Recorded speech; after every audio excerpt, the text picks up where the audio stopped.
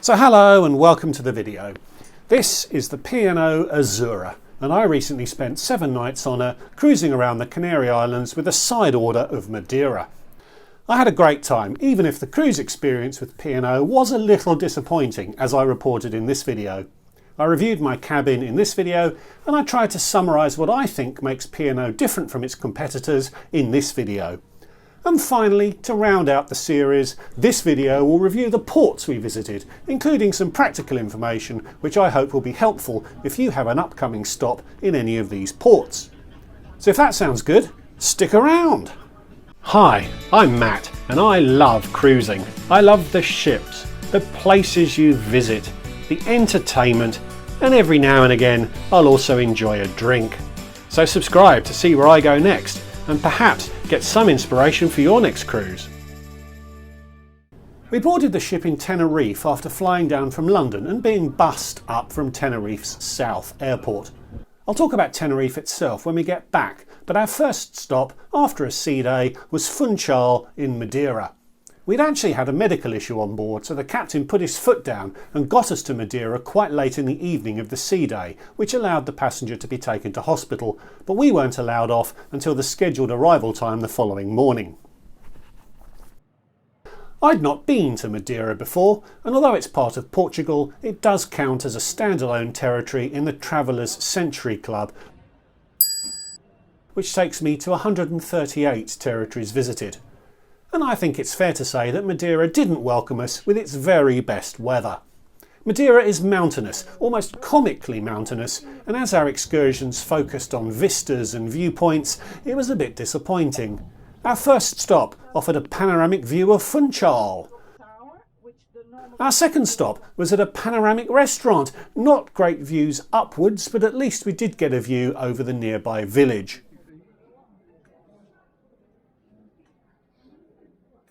And our third stop was at Cabo Girau, the second highest sea cliff in the world.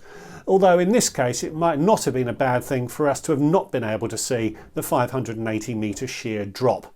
Madeira really didn't show us its best face. Larger ships dock against the harbour wall, whilst smaller ships can tie up against the town. You can walk into town. It's about 3/4 of a mile to the Cristiano Ronaldo Museum or a mile to the main downtown area. An annoying distance, but at least it's a level and pleasant walk. There was also a bus, which some cruise lines throw in for free, although I don't think it was free for us on P&O. Either way, we took an excursion, so saw the downtown area out of the window. A fascinating place, and I am going back on another cruise next month, so I am looking forward to being able to actually see it next time round. Another sea day back south, and the next port was Santa Cruz de la Palma on the island of La Palma, not to be confused with Las Palmas, which is the biggest town on Gran Canaria. This is one of the lesser visited Canary Islands and you dock close to the town. It's perhaps a half-mile walk out of the harbour, which I was happy to do again, so I didn't note the cost of the bus or tram that was available. Santa Cruz is a small, sleepy town, but I found it extremely enjoyable to stroll through. Not a place you'd ever choose to fly to for a long weekend, but it's a very pleasant way to fill a day on a cruise. And right next to the main town is a large black sand beach. And even though it was early March, the water was warm enough to paddle in, and some were happily swimming, so you'd be wise to take a towel ashore if you visit. There's only about 85,000 people living year-round on La Palma, and P&O offered the shortest list of excursions for any port I can ever remember visiting, so there's not a huge amount to do there. Don't expect galleries loaded with art of global significance, but I really liked it. Next stop was Rosario in Fuerteventura, another smallish town, albeit on a bigger island with a 50% larger population than La Palma. Again, you dock at a pier close to the centre of town, and again it's perhaps a half-mile walk into the town, although there is a bit of a hill to climb up to the shopping area.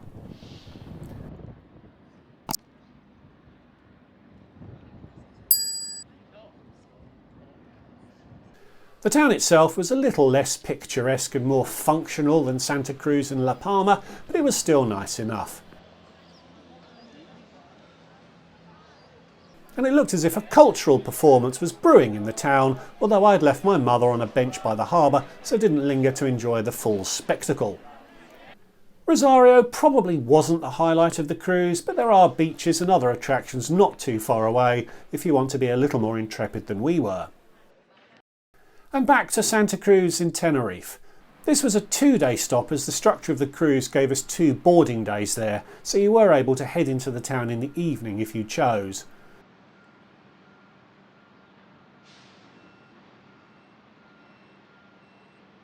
We docked on the shore side of the harbour by the terminal, although I noted that some ships docked against the outer wall. Either way, it's a fair hike to get out of the terminal complex, and there wasn't a bus. You're in the city once you're out, but it was probably a 3/4 of a mile walk to the Plaza de España.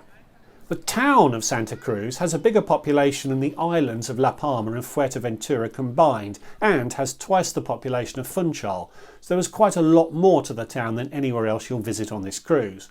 And it was nice enough, although the lack of footage I have to work with suggests that there wasn't a great deal I felt I needed to film. So there you go, 4 ports on a 7-night cruise. Not an itinerary you'd describe as offering a thrill a minute, but diverting enough if you're mainly focused on getting some winter sun and enjoying the cruise experience. Thanks for watching. Give this video a like if you enjoyed it. Please consider subscribing if you're new. And please leave the video a comment. Have you been to the Canaries? Are you tempted after watching this video? Or perhaps you think that's the last place you'd want to go on a cruise. And if you'd like to support more directly what I'm doing, there is a Patreon account, the link to which is in the description below. So thanks again for watching, and I'll see you all in the next one. Goodbye.